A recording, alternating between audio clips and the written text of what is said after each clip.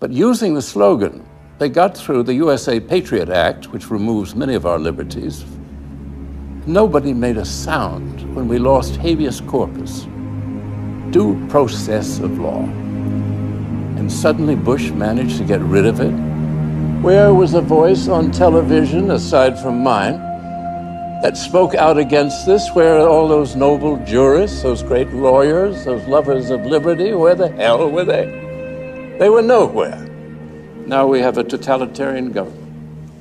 And the totalitarian government wants to watch everybody, total surveillance of everyone. They listen to the telephone conversations. They look at your credit cards. They look where you travel.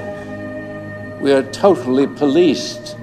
This is contrary to everything in our Constitution. A 2010 Pentagon directive details what critics say is a policy that envisions the Obama administration's potential use of military force against Americans.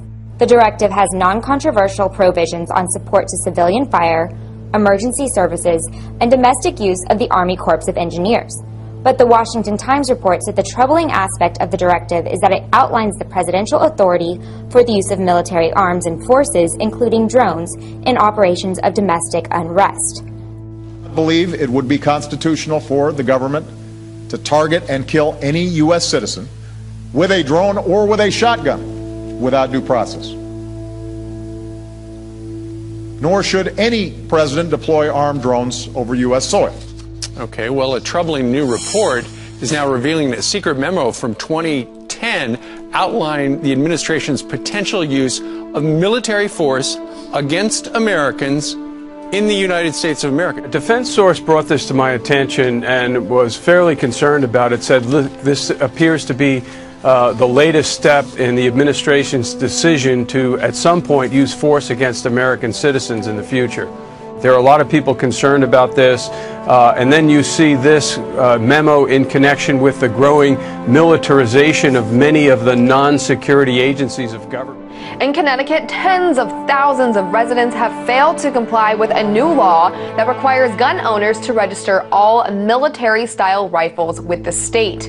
In response to the Sandy Hook school shooting that resulted in 26 fatalities, Connecticut passed one of the strongest gun control measures in the nation.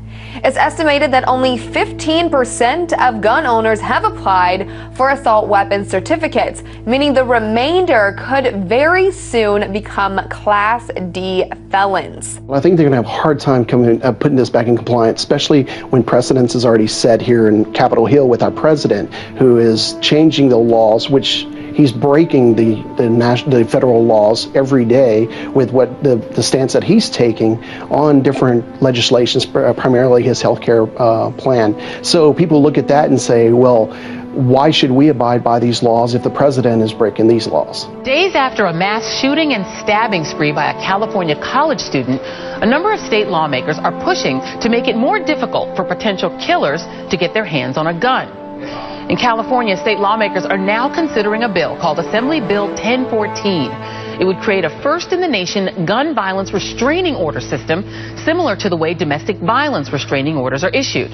If granted, police could then temporarily seize any firearms the person already owned and add their name to a list of people prohibited from purchasing weapons. Tanks, guns, armor, all tried and tested on the battlefield. Now some of it is here in central Indiana on our streets, being used to keep us safe. It's surplus military hardware that's found a new home. Fox 59's Russ McQuaid tonight shows us how some of our local police departments are now armed for war. Surplus U.S. military hardware is coming home from the wars, being assigned to the streets and back roads of central Indiana to keep Hoosiers safe at a time of escalating homeland violence. Once it patrolled Afghanistan.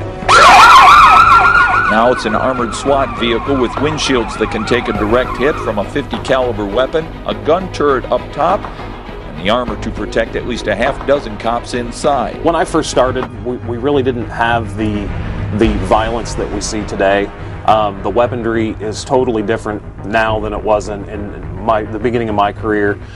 Plus, you have a lot of people that are coming out of the military that have the ability and the knowledge to build IEDs and to defeat law enforcement techniques. This is Congressman Hank Johnson. Georgia Congressman Hank Johnson is worried about Pentagon spending and small-town cops who have acquired helicopter parts and boats and bayonets and guns they don't need or can't keep track of, and he's ready to write clampdown legislation. We've been reporting about this all along. Police are arming themselves to fight against your average American citizen, conservatives, patriots, and definitely returning military. Why aren't people seeing this? Well, perhaps because their local news stations are massaging it into their brain that this is completely normal. According to the Pennsylvania State Supreme Court, police officers no longer need warrants to search a person's vehicle. The Pennsylvania Supreme Court ruled 4-2 that police officers can search a vehicle without a warrant. Critics say the ruling gives too much power to police and will infringe on citizens' privacy. Are you ready for the next big thing? It may be moving in with you. The Financial Times reports that next week Apple will announce a new way to connect you to what techies call the Internet of Things. One of the concepts people have been talking about is Apple getting into what they call kind of the smart home or the Internet of Things. That's an area a lot of big companies like Google are very interested in, so you know Apple's got to be interested in it also. If we have this sort of home invasion, if you will, by all these devices, do you think this is something consumers want or are going to embrace? You know, it's something we thought about since the World's Fair, since the Jetsons. It's an intriguing concept. I'm not sure how much of it people actually want to integrate into their lives. You think this is the next frontier of technology, Dan? It's one of the potential next frontiers, and whether somebody, maybe a big guy like Apple, can get everything to work together, that's always the key, getting everybody on the same plan at the same time. I would be fascinated if someone doesn't want this technology, because I think it's amazing. It's life-changing. Yeah, certainly. The National Security Agency is collecting a massive trove of images that it intercepts over social media, emails, and texts, some which are so clear it can use them in its facial recognition operations. According to the New York Times, top secret NSA documents indicate that the spy agency's global facial recognition technology has seen huge growth in the last 4 years. Millions of images are intercepted per day, only adding to the huge database of personal information the government can have on individuals, both American and foreign. Civil liberties advocates worry the program seems to be operating in a legal vacuum. Controversial new curriculum in New York schools still making waves in the education community. Last night, parents, teachers, and students came out to voice their concerns about Common Core. If attendance is any indication of how concerned parents and students are about Common Core standard, then the packed room at Carmel Town Hall said it all. If you look at the way that this has been implemented, it's a complete disaster. Common Core Standard is a new curriculum implemented in schools across the nation. The goal of Common Core is to put students on a level playing field and help prepare them for a global economy.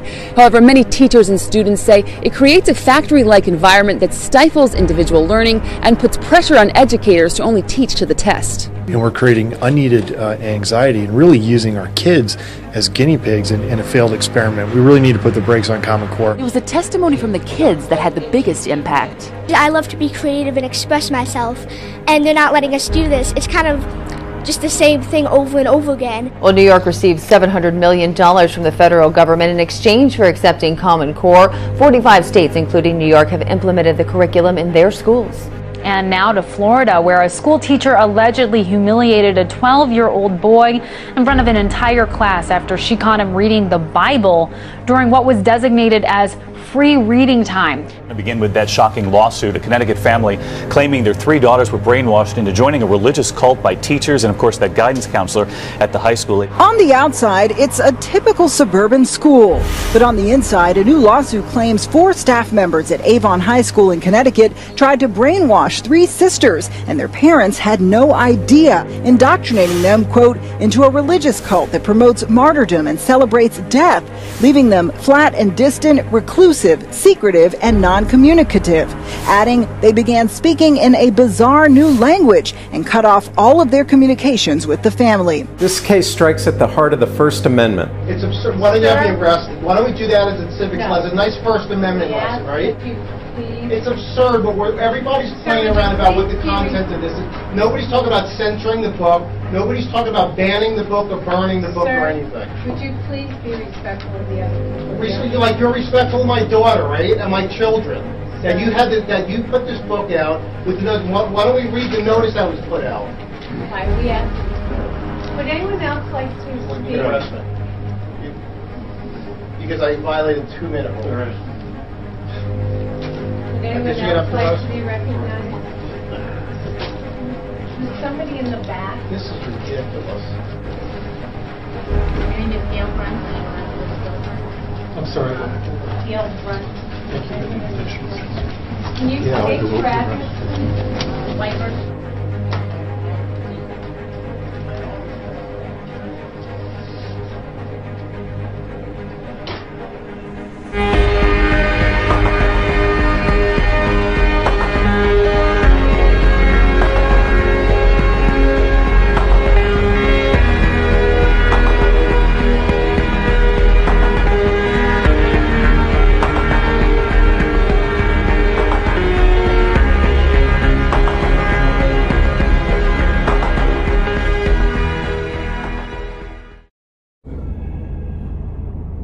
The world is changing with accelerating speed. This presents opportunity, but also new dangers. It will be your generation's task to respond to this new world.